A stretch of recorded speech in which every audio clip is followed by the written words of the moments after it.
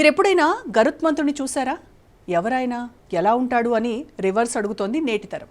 కానీ గరుత్మంతుడిని ప్రతి ఏటా దర్శించుకుని ఆధ్యాత్మిక ఆనందం అనుభవించే ఓ గ్రామ ప్రజలున్నారు.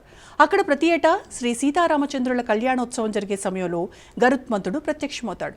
స్వామివారి కళ్యాణ మహోత్సవాన్ని కూడా గరుత్మంతుడికి కనిపించేలా ఉండటానికి బహిరంగ ప్రదేశంలోనే జరుపుతారు. చలువ పందిళ్ళు, షామ్యానాలు అక్కడ ఇలాంటివేవీ కనిపించవు. ఎంతో ప్రత్యేకంగా, ఎంతో వైభవంగా జరిగే సీతారాముల కళ్యాణోత్సవం, దాని విశేషాలను రాజ్ న్యూస్ నేటి నిజం ప్రేక్షకుల కోసం ప్రత్యేకంగా తెప్పించాం. మరి ఆ విశేషాలేంటో చూడండి.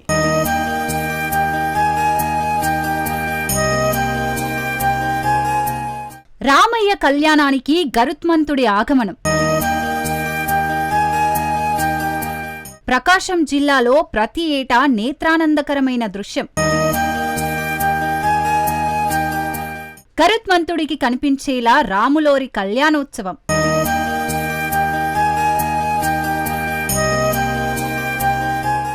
తెలుసుకోవాలనే జిజ్ఞాస ఉండాలే గాని హిందూ ఆలయాల నిర్మాణం వెనుక అనేక ఆసక్తికరమైన గాథలున్నాయి. ఒక్కో అంశం గురించి తెలుసుకుంటే సనాతనుల మనసు భక్తిభావంలో ఓలలాడుతుందంటే అతిశయోక్తి కాదు. అలాంటి అరుదైన ఆలయమే ప్రకాశం జిల్లా నాగులుప్పపాడు మండలం చెదలవాడలో ఉంది. ఇక్కడ ప్రతి ఏటా జరిగే శ్రీ సీతా లక్ష్మణ సమేత రఘునాయక స్వామి కళ్యాణానికి వేలాది మంది భక్తులు తరలివస్తారు. కేవలం కోస్తా ప్రాంతం నుంచే కాక రాయలసీమ, కర్ణాటక వంటి ప్రాంతాల నుంచి కూడా వస్తారు. గత 240 ఏళ్లుగా స్వామివారి కళ్యాణం ఇక్కడ కన్నుల పండుగగా జరుగుతున్నట్లు శిలారచనల ద్వారా తెలుస్తోంది.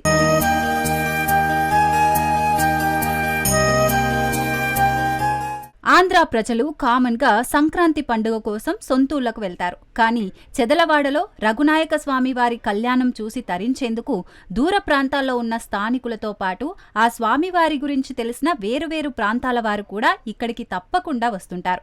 అయితే ఈ చెదలవాడలో జరిగే రాములోరి కళ్యాణానికి అనేక ప్రత్యేకతలున్నాయి. అందులో ప్రధాన ఘట్టం గరుత్మంతుడి దర్శనం. నేటి కాలంలో గరుత్మంతుడి దర్శనం అనేది దాదాపు అసంభవంగా మారింది. గరుడుణ్ణి చూసిన వారు నేటి తరంలో దాదాపుగా లేరని చెప్పాలి. అయితే చెదలవాడ గ్రామ ప్రజలు మాత్రం ప్రతి ఏటా గరుత్మంతుడిని దర్శించుకుంటున్నారు.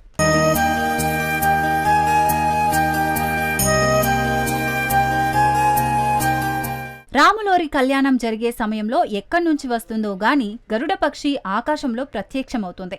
3 నుంచి 5 రౌండ్లు ఆ ఆలయ గోపురం చుట్టూ తిరిగి వెళ్లిపోతుందని గ్రామస్తులు చెప్తున్నారు. గరుత్మంతుడి దర్శనం కోసం ఎర్రని ఎండలో భక్తులంతా ఎదురు చూస్తూ ఉంటారట.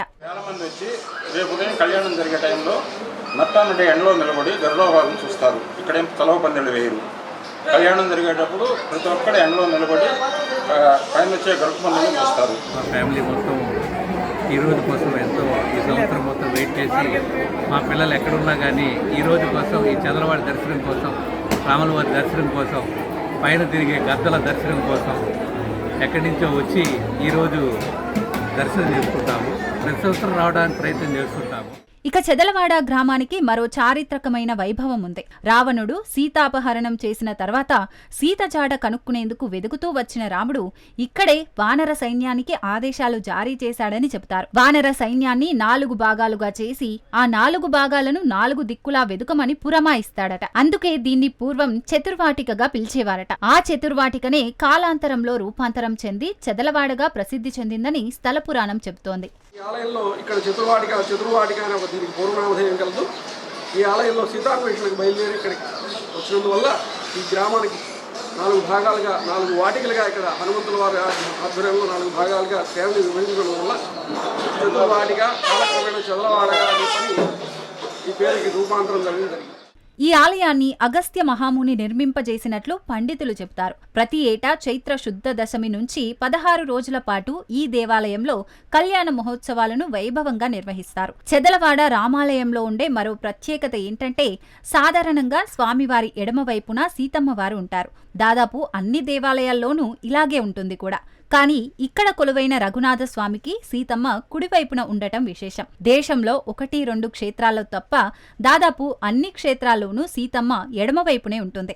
ఇక్కడ అందుకు భిన్నం. ఈ గ్రామంలో అత్యంత విశిష్టమైనది సీతాదేవి వారు రాముల వారికి కుడివైపున ప్రతిష్ఠించబడి ఉంటుంది. ప్రపంచంలో ఎక్కడ రామాలయంలో కూడా సీతాదేవి కుడివైపున లేదు. ఈ ఒక్క దేవాలయంలో మాత్రమే సీతాదేవి వారు కుడివైపున వేంచేసి ఉన్నారు. ఇక్కడ రేపు అత్యంత వైభవంగా జరగబోయే సీతారామ కళ్యాణంలో ముహూర్తం అనేది నిర్ణయించడం జరగదు. రాముల వారే గరుడపక్షి రూపంలో వచ్చి కళ్యాణ మండపం పైన అలాగే ఆలయ గోపురం పైన 3 ప్రదక్షిణలు చేయడం ద్వారా రాముల వారే ప్రత్యక్షంగా వచ్చి భక్తులందరికీ గరుత్మంతుని రూపంలో దర్శనమిచ్చి భక్తుల యొక్క కోరికలు నెరవేర్చుతాడనేది ఆలయం యొక్క విశిష్టత. ప్రతి సంవత్సరం లాగే ఈ ఏడాది కూడా స్వామివారికి తలంబ్రాలు పోసే సమయంలో గరుడపక్షి వచ్చి ఆలయంపై 3 ప్రదక్షిణలు చేసి వెళ్లిపోయింది. భక్తులు గరుడపక్షిని చూసి భక్తి పారవశ్యంలో మునిగిపోయారు. గరుత్మంతుణ్ణి చూసి స్వయంగా రాముణ్ణి చూసినంతగా సంబరపడిపోయారు. భక్తులంతా జై శ్రీరామ్ అంటూ నినాదాలు చేశారు.